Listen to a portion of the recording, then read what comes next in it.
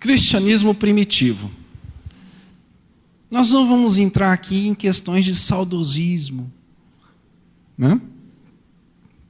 Mas nós vamos buscar hoje um texto que fala de coisas primordiais para a nossa existência. Essa semana nós temos uma tarefa: meditar nesse texto. Atos 2, 42 ao 47. Eu vou falar 10 pontos hoje. Eu sempre prego em 4, 5 pontos estourando. Hoje eu vou ter que falar 10 pontos. Por quê? Porque eu estou indo viajar para Piauí e esses 10 pontos vão para a rádio, nos 3 horários. E vai também para o SoundCloud, o site da igreja. Então eu gosto de sair e deixar tudo atualizado. Então está tudo atualizado. Lá no site da igreja, ibadel.com.br, você tem todas as séries em áudio. Dá uma trabalheira isso, irmãos. É muita dedicação para deixar tudo isso em áudio. Tem vídeos lá também, de algumas mensagens. Então, essa semana você pode ouvir através do site ou através da rádio, se você estiver andando, caminhando para o emprego, nos horários de 8h30, 15h30 e 17h30. E você pode ouvir também pelo Facebook. A gente coloca essas mensagens também no Facebook. Então, tem vários meios de comunicação. Em casa, você vai meditando nesse texto. Tá ok? Como viviam os novos cristãos? Diz o seguinte: eles perseveravam no ensino dos apóstolos e na comunhão, no partir do pão e nas orações. E na alma de cada pessoa havia pleno temor, e muitos feitos extraordinários e sinais maravilhosos eram realizados pelos apóstolos. Todos os que criam estavam unidos e tinham tudo em comum. Vendiam suas propriedades e bens e dividiam o produto entre todos, segundo a necessidade de cada um. Diariamente, continuavam a reunir-se no pátio do templo, partiam o pão em suas casas e juntos participavam das refeições com alegria e sinceridade de coração. Aí no versículo 47 diz: louvando a Deus por tudo e sendo estimados por todo o povo. E assim, a cada dia o Senhor juntava à comunidade as pessoas que iam sendo salvas. Nós te agradecemos, Pai, e que o Senhor cresça neste lugar e que eu diminua. Pode se sentar.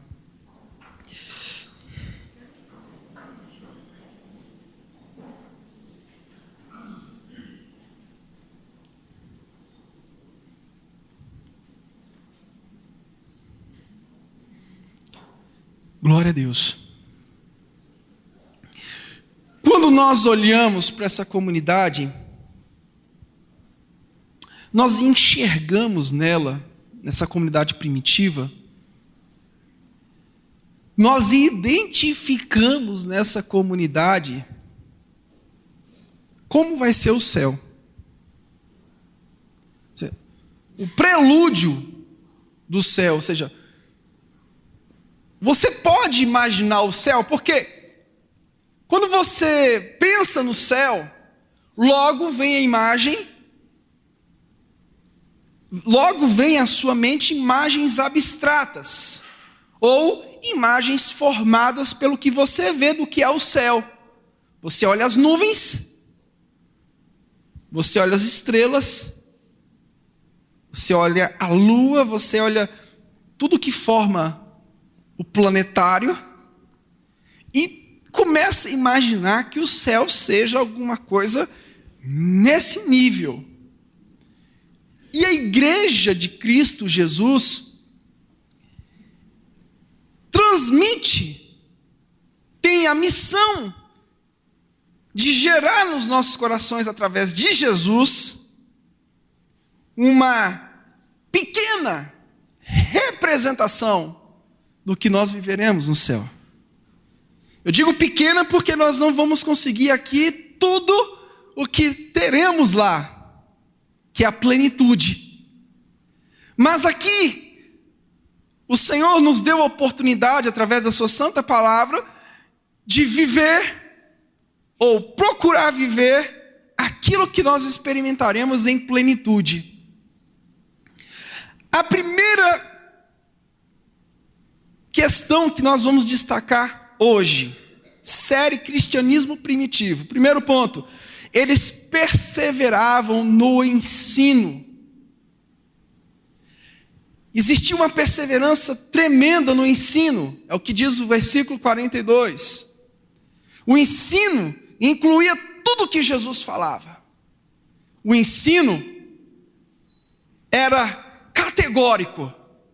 O ensino falava sobre a vida de Jesus, a morte de Jesus e a ressurreição de Jesus.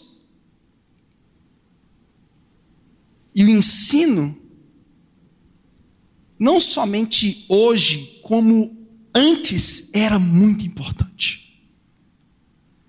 Se você olha os desafios de hoje, você acha que outrora eram diferentes? Não. Na época dos romanos, eles podiam ver as pessoas mortas, despedaçadas, que diziam que aquele homem morto não era senão um animal desenvolvido. O darwinismo, a doutrina da evolução, já era uma questão que vivia permeada na época dos romanos. Eles não consideravam o homem como o ser vindo de Deus. Então existia uma insensibilidade muito grande. E os cristãos se depararam com a realidade na qual eles precisavam realmente se aprimorar no ensino das Escrituras Sagradas para que fosse quebrado na comunidade aqueles conceitos greco-romanos. Um dos primeiros cristãos escreveu o seguinte, dos pais da igreja: algumas pessoas negam que exista um poder divino, outros se perguntam cada dia se pudesse existir. Os romanos, eles viviam da seguinte forma: primeiro, eles negavam que existia um Deus Todo-Poderoso. Em segundo, eles viviam imaginando, se existisse um ser maior do que nós. E os primeiros cristãos vieram trazendo o ensino de Deus, trazendo a verdade de Deus, quebrando todas aquelas doutrinas greco-romanas, tudo aquilo que afastava o homem de Deus. O ensino do Evangelho veio trazendo mudanças, colocando Cristo no centro de todas as coisas, porque o homem fazia parte do centro das atenções. O homem fazia parte do centro. E a igreja veio, colocou Cristo no centro das atenções. Hoje a gente vê a mesma coisa. O homem está no centro das atenções e Cristo ficou de lado. Por quê? Porque falta ensino. Porque falta palavra de Deus. Porque falta perseverança no ensino. Porque falta compromisso real. Compromisso real com as Escrituras. Os romanos eruditos tinham muitas das opiniões que os cientistas têm hoje. Por quê? Porque a história se repete. A história é cíclica. Ela simplesmente se repete. O que você vê hoje, você vai ver daqui a uns 30 anos, talvez, com o mesmo formato, dentro de uma circunstância diferente. A segunda questão que nós vamos extrair aqui é a questão da comunhão. Os cristãos eram considerados cidadãos de outro mundo, de outro reino. E de fato eram. Os romanos eram individualistas. Pensavam somente em si, nos seus problemas, nas suas dificuldades. Pensavam simplesmente naquilo que precisavam resolver.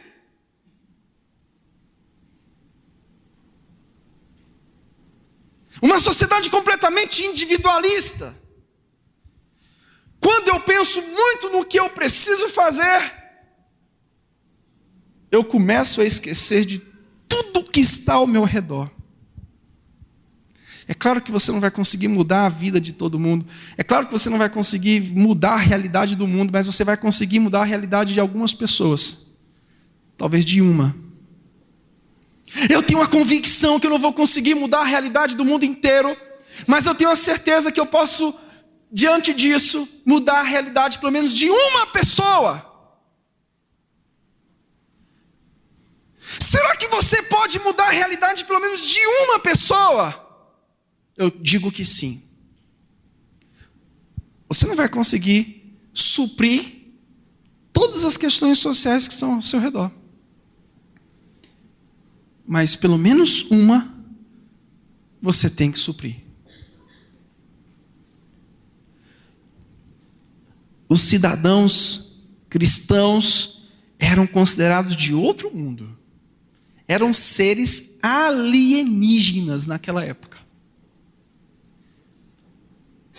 Eram completamente diferentes do contexto cultural que eles viviam. E essa comunhão era baseada em 3 questões.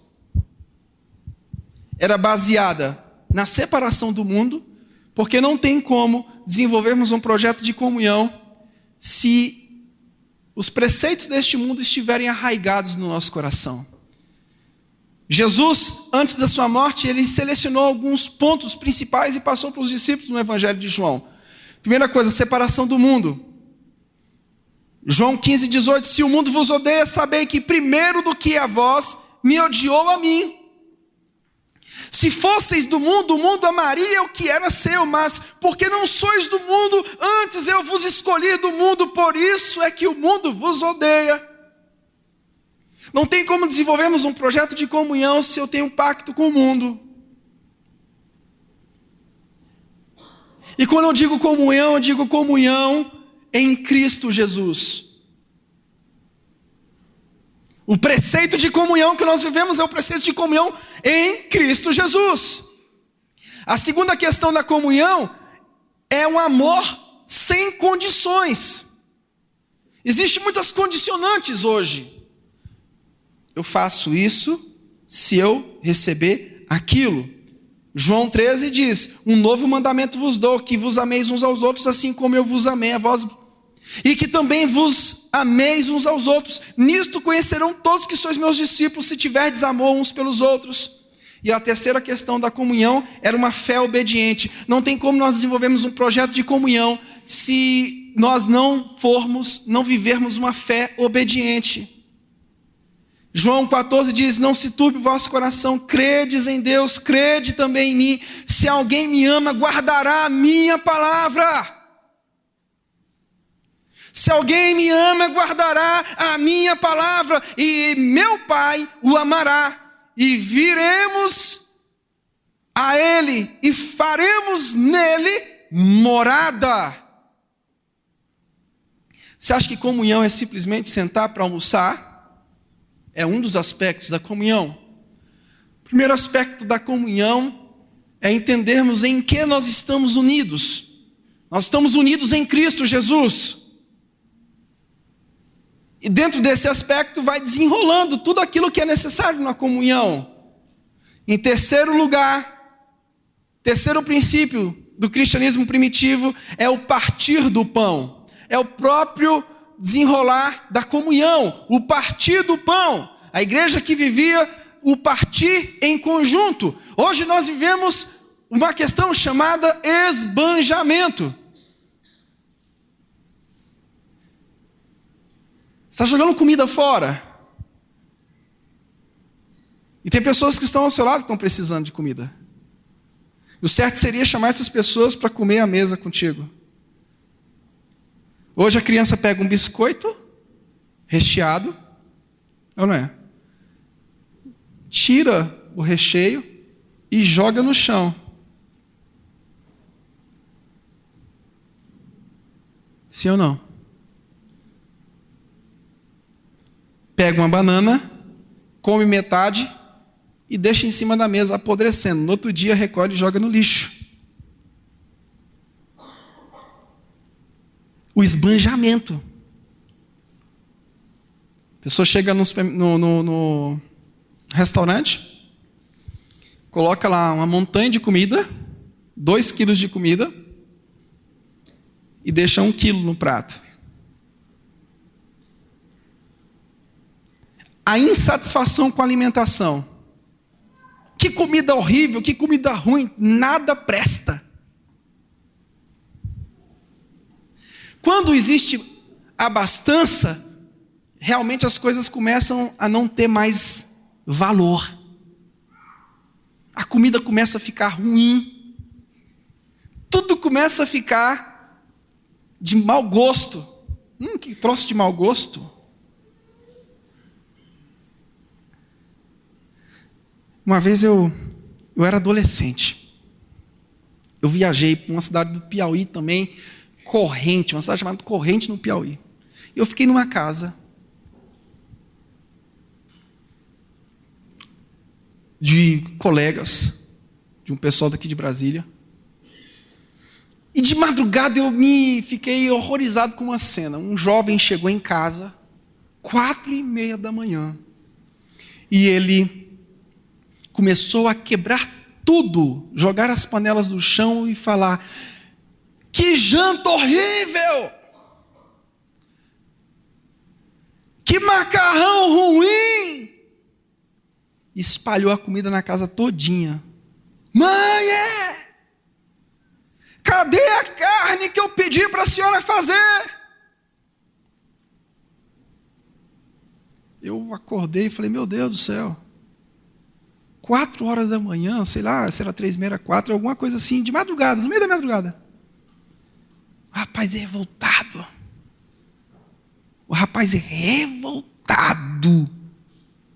Porque a comida que estava ali não era agradável para ele. Insatisfação.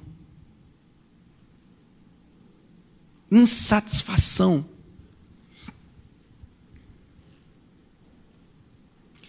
Indiferença para com o próximo. Indiferença para com o próximo. Eu vou repetir. Você não vai conseguir fazer tudo para o próximo, mas alguma coisa você pode fazer. Partir do pão era uma realidade da igreja primitiva. Era uma realidade. E essa realidade precisa ser a nossa realidade.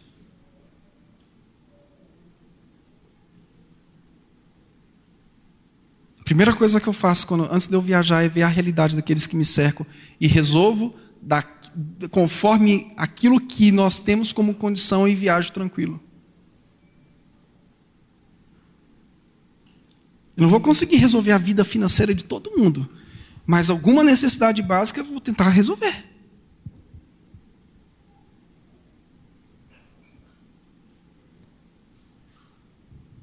Eu não consigo resolver o problema do Brasil, mas eu escolhi um estado para investir, para colocar as nossas forças. Piauí. E estou concentrado. Você precisa escolher algo para fazer. Você precisa escolher, nós precisamos escolher um projeto. Cristão sem projeto vai dar trabalho, como o pastor Alberto falou. Cristão sem projeto, ele vai ser um perturbador. O partir do pão. 4º princípio da igreja primitiva, oração. O livro de Atos ressalta essa importância e ressalta a importância da oração particular e da oração em público. Capítulo 1, versículo 14, capítulo 3, versículo 1, capítulo 6, versículo 4. Oração particular e a oração em conjunto, em público. É muito importante. A vida de oração é importante. Eu disse e repito, vida de oração não é para convencer a Deus de nada. Vida de oração é para que a minha vida entre num processo de dependência. Quando você ora, você não quer mudar o coração de Deus, porque o coração dele já é bom por natureza, querido. Pare de orar para querer mudar o coração de Deus. Não tem como mudar mais do que já é. Extraordinariamente bom, faz parte do caráter dele. Quando a gente ora, não é para mudar, como se Deus estivesse com a espada apontada para alguma coisa, e eu orasse para que Deus tirasse essa espada que tivesse apontada para alguma coisa. Deus é bom e a sua misericórdia dura para sempre. Quando eu oro é para que a minha vida se torne um projeto de dependência, para que eu não acredite, para que eu não confie nas minhas forças. Tem coisas que você precisa entender, e tem outras que você não vai compreender. Por exemplo, você precisa compreender que tem que orar, mas em algumas circunstâncias você não vai conseguir compreender o porquê que a sua oração não foi respondida da forma como você quis. Oração particular. Vida de oração. 1 Tessalonicenses diz: orai sem cessar. A igreja reunida em Atos, orando. E quem estava preso? Quem estava preso? Quem estava preso?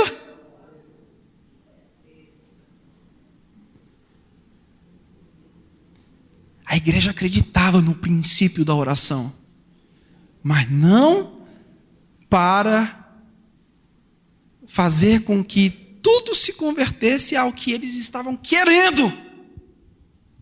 Quando eu oro, eu me torno dependente. Orar significa dizer que eu não consigo e não vou conseguir fazer nada sem depender de Deus. Quinto princípio do cristianismo primitivo: temor.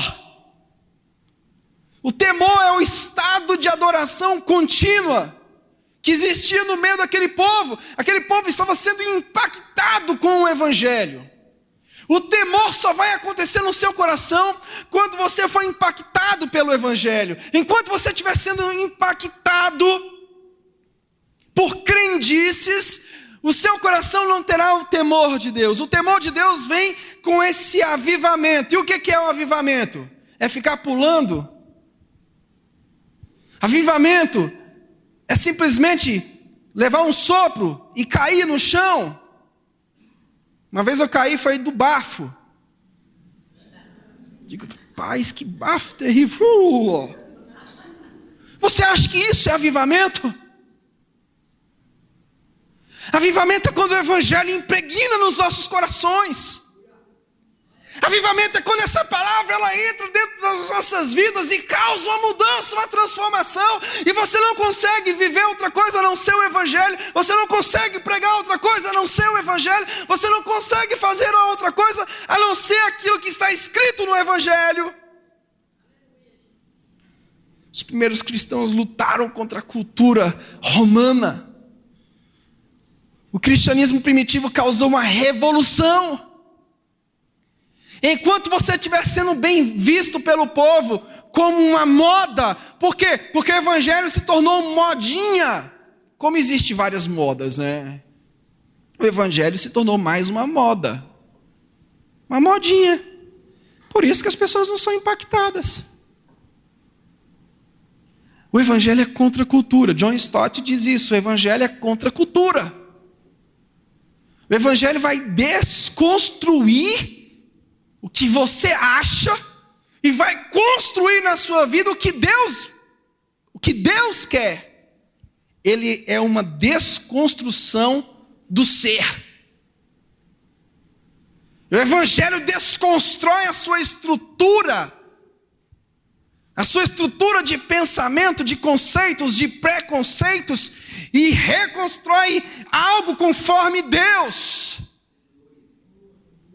Tertuliano diz: nossa luta está contra tudo aquilo que se vira contra Deus, contra os raciocínios dos sábios deste mundo, e contra os costumes demoníacos do presente século. Os romanos acusavam os cristãos de estarem quebrando suas regras. O problema é que as pessoas hoje querem receber tapinha nas costas. E a gente não tem que receber tapinha nas costas de ninguém. Eu não quero que ninguém dê tapinha nas minhas costas. Eu digo e repito: o governo não tem que chegar nas minhas costas e dar tapinha. Ele tem que ajoelhar e pedir oração para a igreja. Você sabe por que o evangelho não impacta? E se continuar desse jeito, nunca vai impactar Senado, nem Câmara, nem nada, porque o evangelho anda comunado com o sistema político deste mundo. No dia que o evangelho se tornar algo realmente impactante, ele o é, mas ele se torna quando as pessoas tomam a postura que ele impõe, que ele nos coloca. Mas andar de mãos dadas não vai gerar impacto nenhum. Não vai impactar ninguém. A sexta questão do cristianismo primitivo era a vida em comum. Muitos filósofos e pensadores tentaram estabelecer um projeto de vida em comum, de partilhamento. Todos eles fracassaram. Por quê? Porque vida em comum, de fato, só é através de um toque sobrenatural do Deus que criou o homem. Eles tinham tudo em comum. O texto da palavra de Deus relata que eles vendiam as suas propriedades. Eles vendiam as suas propriedades. Você sabe o que é isso?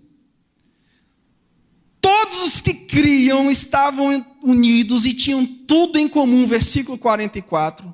Vendiam suas propriedades e bens e dividiam o produto entre todos, segundo a necessidade de cada um.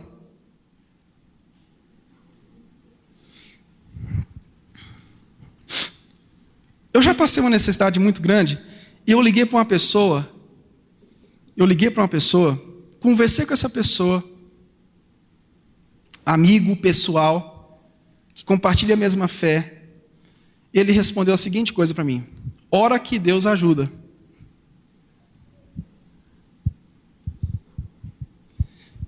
Momentos de crise que você passa, que você tem alguma necessidade, você geralmente corre atrás de alguém que pode te ajudar, sim ou não? Eu corri. E eu experimentei o que é o ser humano. Que a Bíblia é mais um romance do que a palavra de Deus. Ora que Deus te dá. É esse o princípio? É isso que a palavra de Deus nos ensina? Ora para Deus dar? Os romanos, eles não criam que todos eram iguais. Eles criam que, de fato, as sociedades tinham distinções de classe e elas tinham que viver desta forma. Os romanos ricos desprezavam os pobres, os livres desprezavam os escravos. Algumas profissões eram mais apreciadas do que outras. Os cidadãos romanos, eles criam que eram superiores aos demais povos. Os norte-americanos também criam nisso.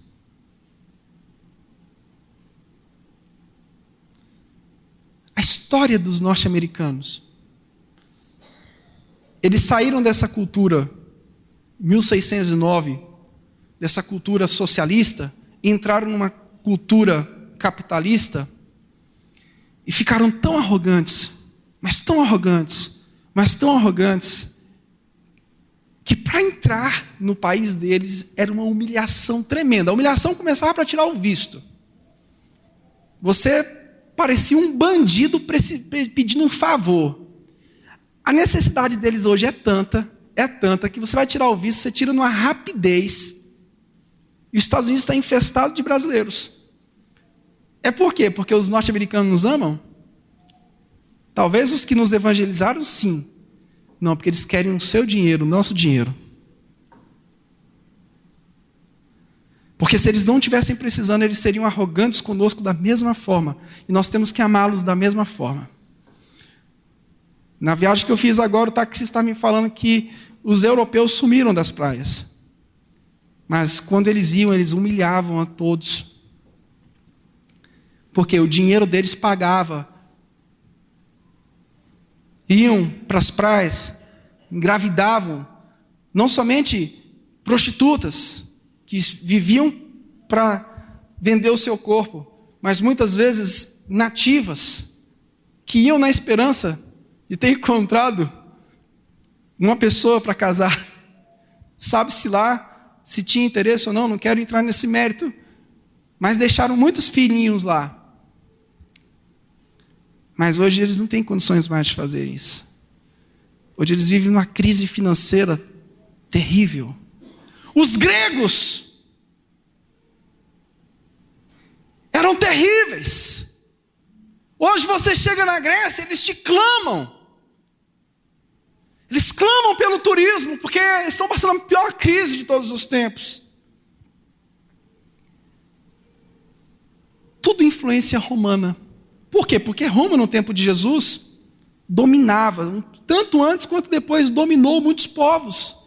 Então, toda a arrogância europeia vem da questão romana. Eles criam que eram superiores. O ensino deles sobre a fraternidade era de que, simplesmente, essa fraternidade não existe. Cada um por si.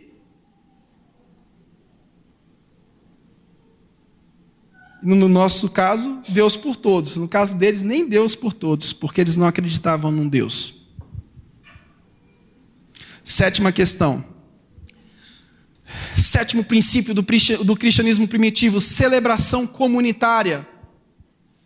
Perdeu-se o prazer da celebração dos cultos. As diversões dos romanos eram muito parecidas com as diversões hoje. Os romanos da alta classe desfrutavam de muito tempo para diversão. Sabe qual é o nosso problema, querido? Que nós temos muito tempo. É claro que você tem que ter um descanso.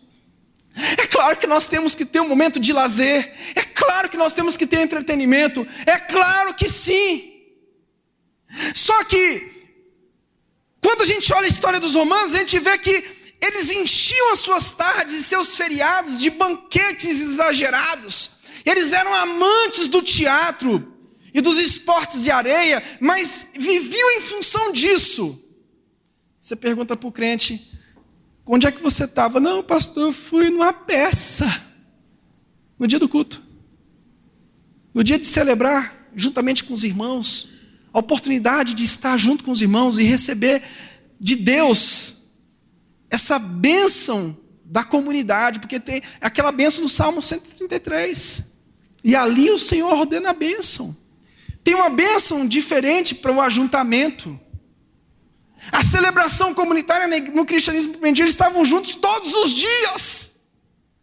O texto diz que eles se reuniam todos os dias. Ai, pastor, a igreja tem muita atividade. Quinta à noite, sábado, que é só para os jovens, domingo de manhã, que é para poucos, e domingo à noite. E mesmo assim tem gente que ainda vem um culto, falta 4 cultos. Irmão, é necessário que haja uma mudança. A celebração na igreja primitiva era uma celebração uníssona, constante. Todos os dias eles estavam juntos. Os romanos, eles se banqueteavam, e esses banquetes duravam horas. Mas os cristãos primitivos se deleitavam no Senhor. Os romanos tinham adotado o seu teatro dos gregos, e os principais temas das peças eram crimes, adultério e imoralidade. Eram as peças teatrais que os romanos assistiam. Ainda que o teatro fosse um passatempo, esse era o passatempo principal dos romanos. Mas os cristãos primitivos estavam adorando a Deus na coletividade. Lactâncio escreveu: a mim me parece que as influências depravadoras do teatro são até piores. Esses temas das comédias são as violações das virgens e o amor das prostitutas.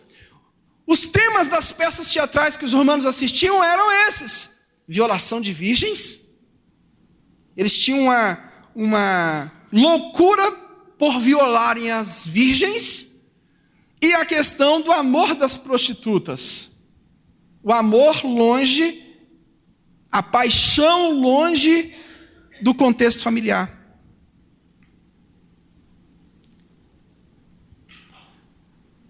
A nossa celebração comunitária precisa ser aprimorada.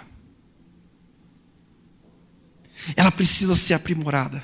Nós precisamos ter prazer em sair da nossa casa, o que Davi disse: alegrei-me quando me disseram, vamos à casa do Senhor. Ai, eu não vou hoje não, porque eu estou com uma dor no dedo mindinho do pé esquerdo. Mas você não vai trabalhar amanhã com essa dor no dedo mindinho do pé esquerdo? Você não vai ter que bater o ponto lá no seu emprego com essa dor? Por que aqui na igreja é diferente? Por quê? Porque falta a celebração comunitária. Pastor, eu não vou hoje celebrar não, porque chegaram os meus amigos da minha casa. A pior frase que você pode dizer para um pastor: pastor, não fui na igreja, porque chegaram os meus parentes lá em casa, chegaram os vizinhos lá em casa. Rapaz, isso aí já é batido. Isso, quando a gente escuta, dá até náusea.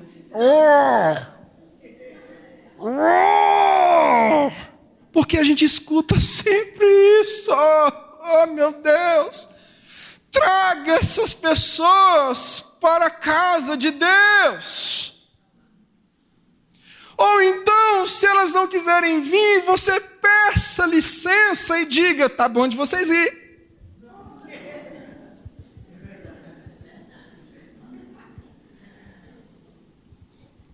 Pastor, tem 3 semanas que eu não consigo ir para a igreja. A primeira semana eu comecei a limpar a casa, pastor.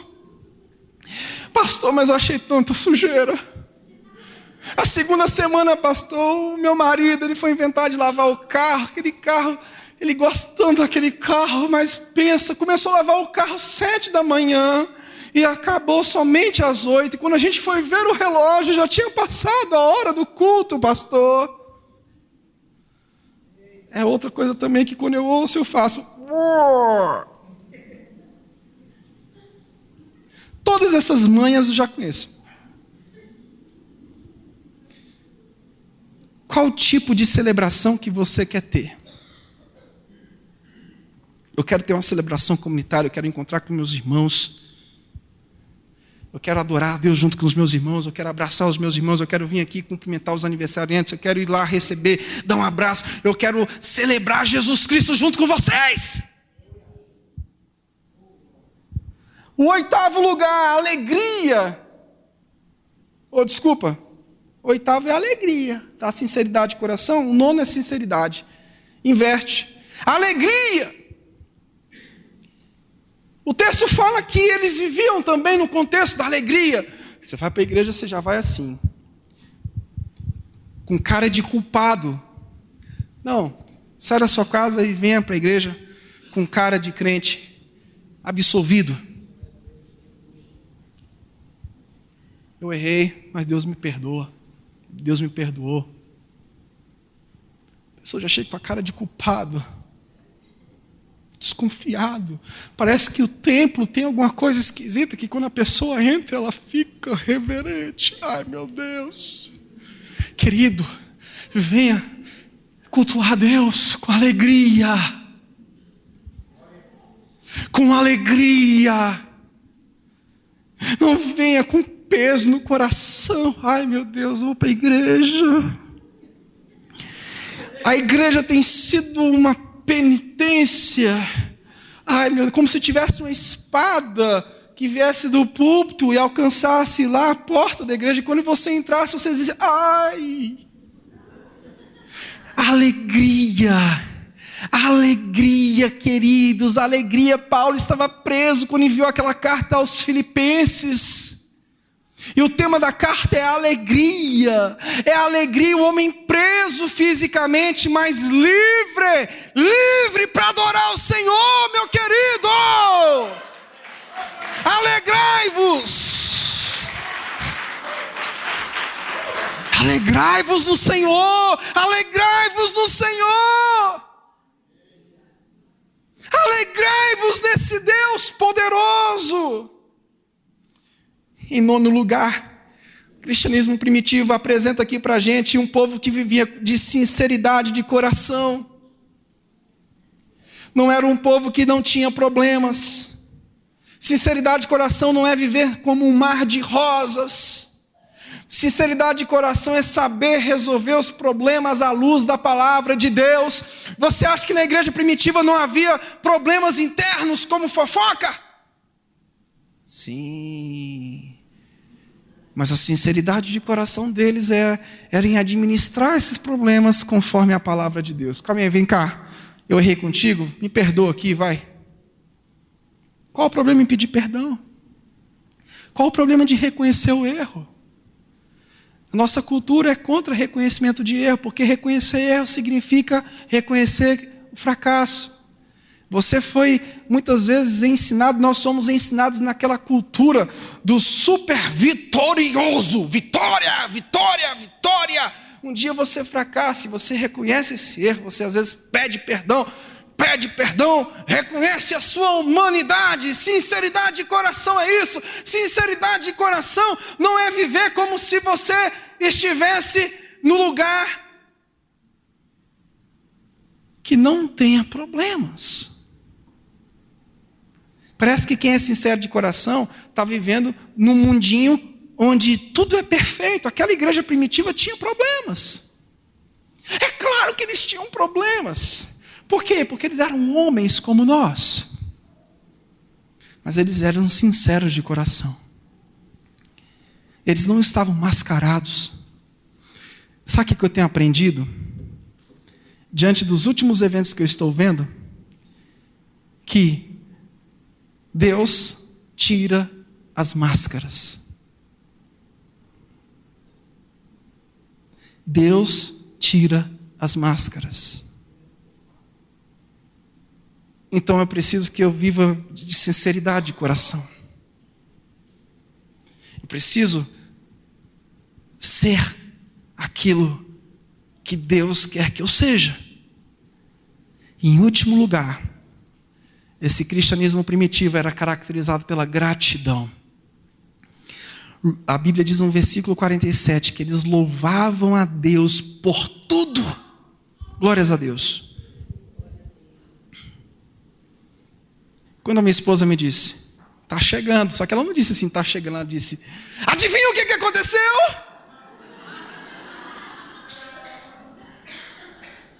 E foi tudo uma armadilha, estava todo mundo sabendo já.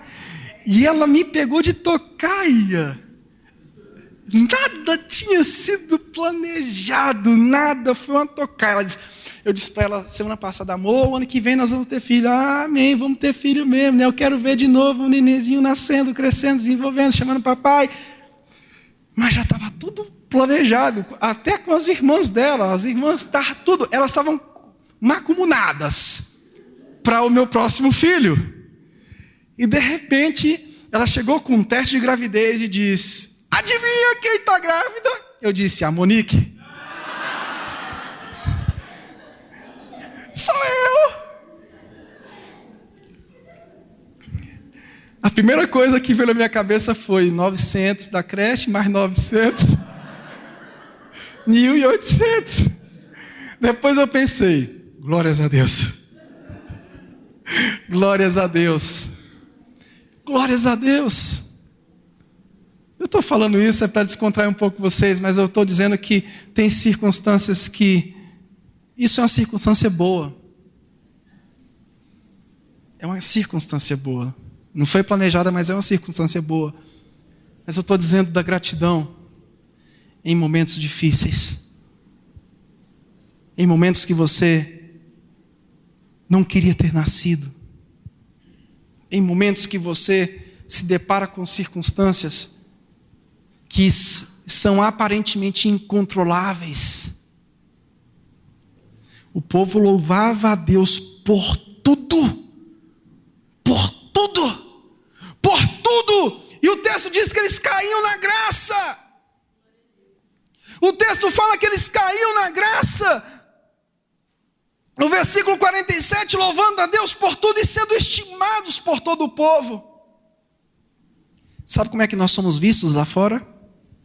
Como o povo pidão.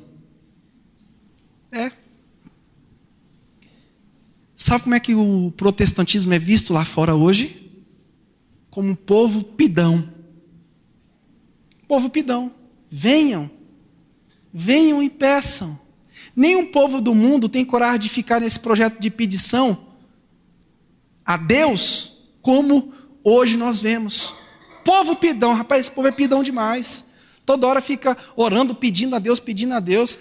Uma pessoa chegou para mim que nunca disse que nem acredita em Jesus, diz: rapaz, a gente tem que agradecer a Deus. Esse povo só vive pedindo para Deus, pedindo para Deus, pedindo para Deus.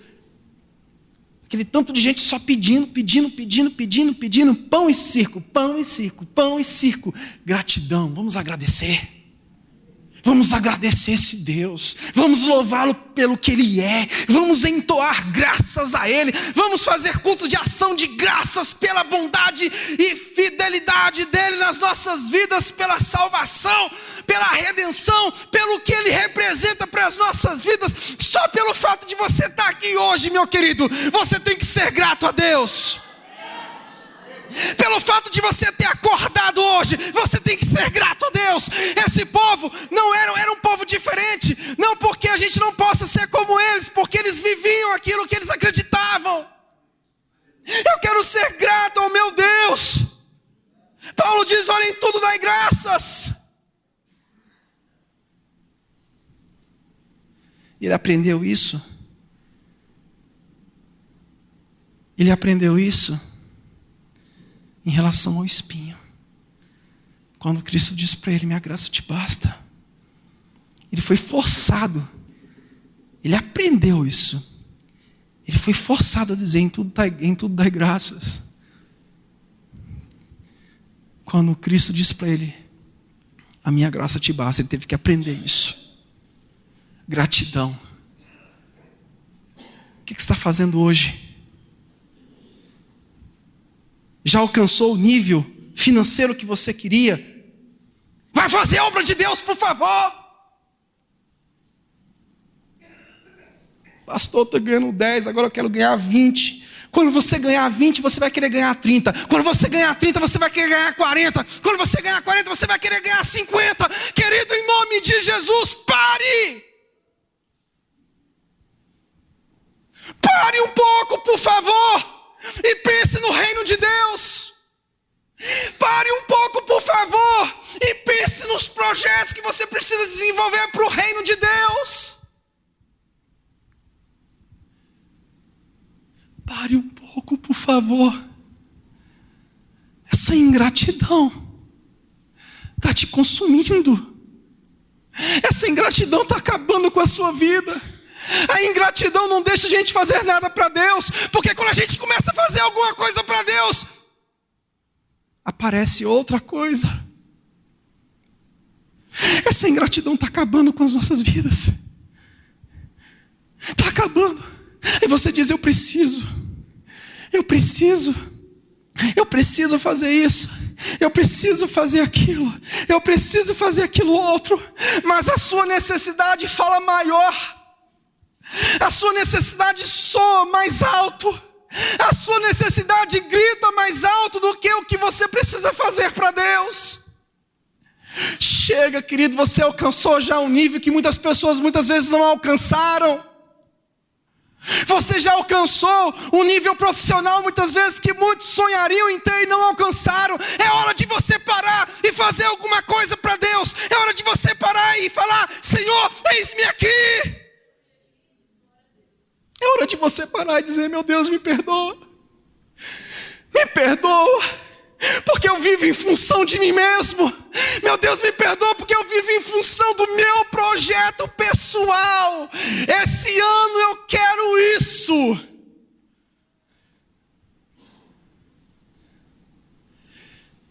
Mas eu quero viver o projeto de Deus na minha vida. Eu não quero viver mais para mim mesmo. Paulo diz, não vivo eu, mas Cristo agora vive em mim. Cristo vive em mim. E agora o que ele quis dizer é o seguinte, eu não faço mais a minha vontade, agora eu faço a vontade daquele que me alistou, daquele que me chamou. Querido, seja grato pelo que você já tem, porque o que te falta gera ingratidão pelo que você não tem.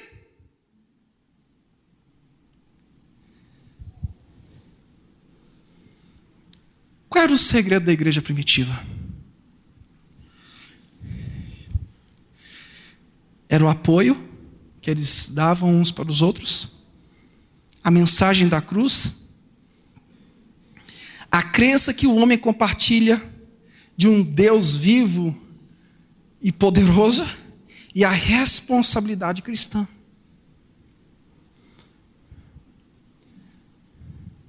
E a responsabilidade cristã. Uma vez uma pessoa chegou para mim e disse, como é que você está conseguindo ficar pagando um programa tão caro desse? E já está no 3º ano. Eu disse, não sou eu. É o Evangelho de Cristo que faz isso. Não sou eu. Mas um dia Deus me chamou para pregar o Evangelho. Um dia Deus falou, usou uma pessoa e disse, estou te levando para pregar o Evangelho na mídia. Não sou eu. E eles fizeram uma pesquisa, diz que a maioria fica pouco, porque vai para fazer proselitismo, porque vai para simplesmente divulgar o seu ministério e, por último, divulgar o reino de Deus, o reino de Deus. Eu sou obcecado por divulgar o reino de Deus, eu quero morrer fazendo isso. Eu tenho a convicção que Deus vai nos levar longe, não é porque nós somos melhores que ninguém, é porque a palavra de Deus é que é o centro de tudo. Isso faz a diferença, querido. Isso faz a diferença. Isso marca uma comunidade, a responsabilidade cristã. Isso tem que marcar a sua vida, a sua geração. Pastor, qual é o seu objetivo? Marcar uma geração. Passar por essa terra e não ser mais um, mas cumprir aquilo que Deus falou para eu cumprir. Está cheio de mais um. Pessoas que não estão fazendo diferença nenhuma. E você não pode passar por essa vida desperdiçando tanto tempo. Para uns tempo é dinheiro. Para mim tempo é reino. Para mim eu tenho que remir esse tempo. Para muitos tempo é dinheiro, por isso que vive em função disso, mas para mim tempo é reino, tempo é reino, tempo é reino, tempo tempo é reino. Queridos, o nome de Jesus, Deus está te chamando nessa noite para uma responsabilidade. Deus está te chamando. Chega. Chega. Chega. Levante-se. Levante-se. Levante-se. Acorde para o reino de Deus.